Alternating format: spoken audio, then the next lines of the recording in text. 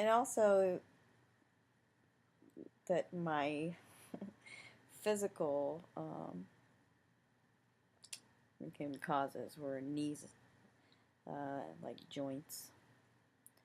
Took the, I don't really, my knees are fine, so I'm still waiting on that to pop up. Anyway, so from that point, this is where, oh, that's right. So we talked about music, and you talked about the music is religion. That God speaks through music, through sound. Um, and he mentioned the Beatles and that things had changed. The Beatles were like an apex, like a turning point. And to me, that just seemed like, here I'm talking to God, and he brings up the Beatles. Like, to me, they were just like Coca-Cola, like real commercial. I like their old stuff, but I wasn't into like the anything after like early 60s.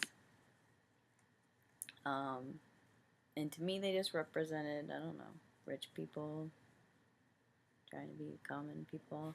I don't know. I think I had that interpretation from what I saw and how people reacted about them. So that was confusing, but when he's touching on music and stuff, and just the fact that this was happening, I listened to what he said. So he'd mentioned that, and then he told me I would be a judge. I totally forgot about this. He told me that you're going to be a judge, and I didn't know how to take that, what that means, or whatever. Like literally, like you're going to be judging on a panel somewhere. What do you mean? But anyway, and and this is the point where he kind of, I speak to spirits. I speak to a lot of dead celebrities, and I find that very strange, and it makes it even harder to be believed, because it's like, well, who am I? And I went through that phase of like, why is God talking to me, and who am I to know why do they care who I am? But we are all just people. I was never one to. I always felt bad for celebrities. People always very mean, and I'm very, I like my space. I'm a very private person, so I couldn't imagine having to live with that. So I never wanted to add to that problem. So I was like, well, maybe they're just comfortable because I have that attitude. I don't know. So that's definitely gone through my mind, and people are always like, oh, people have a hard time with that one. But I think more so now that the reason they were in the spotlight during their lives is so they can be effective in the type of the work they do now, and reach more people, because they're recognizable. I don't know. That's just my take on it. But to me, they're people. So anyway, this happened beginning of August 2010, and Amy Winehouse had died July 23rd, 2000. I'm sorry, 2011. Um, it wasn't really on my mind. I was a fan of her music, but like I said, I didn't. The media was so mean about her. I didn't really pay attention to anything. I never really paid attention to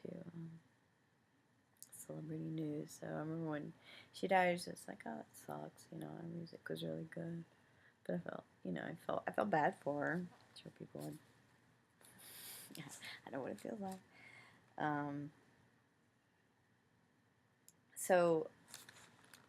So God had me. I was in front of the The Hutch, and this was um, oh yeah, shit, so much to it. Fuck. There's another part I left out, but maybe I'll just get to that later. So he sat me up and lifted up my hand, and my iPod was across the room on a table beside my bed. And my iPod comes on, and he said, "This is your star." And Amy's song, one of Amy's songs came on. And I don't know. I didn't know what that means. I don't know what that means. I love Amy. I speak to her now. So anyway, just telling you what happened. And then, right, so also in the causes sexual, in the sexual abuse and domestic violence, bring up the subject of gays and transsexuals, things like that, as part of the cause. So, you know, these things would definitely be in the forefront.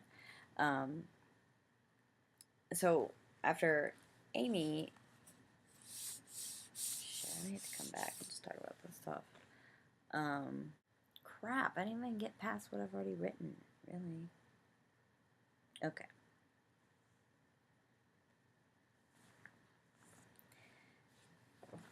Okay, so halfway through Amy's song, or just not even halfway through, my hand, he raises my arm again, and the song changes.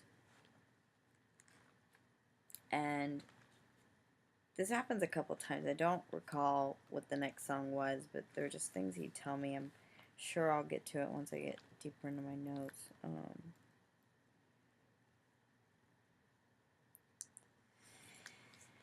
Anyway, so at one point it changed. Lift up my hand, and it changed to this song by a local artist here in Austin. But one of my favorites, and he's like, "This is your lover." I didn't even do the choose lover.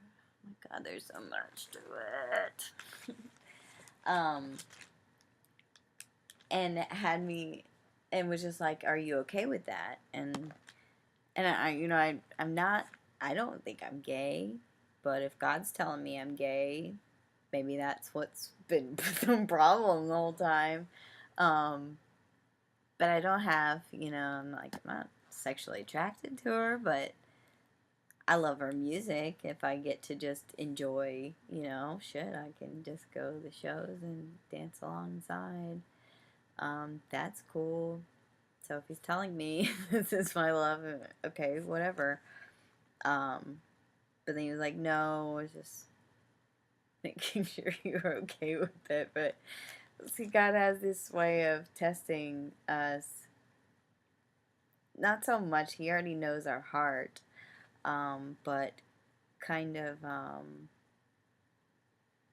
helping us trust ourselves, like showing us, putting us in situations where we have to make a decision on something, and then you can understand what your stance is. Even though you may think, you know, sometimes you get so caught up being told what to do. Are you really doing what you want? Are you going along? You know, what are you just kind of blindly taking in? Anyway. So, shit, man. So much to this. Okay. So maybe tomorrow I'll go over the rest of it. Dancing with God, some kind of therapies we did, and he also healed my stomach ulcer. I had he sent these pulses, these concentrations of energy I felt vibrating in 3 different parts of my body, and actually altered it the next day. So, more strange stuff. Thanks for watching.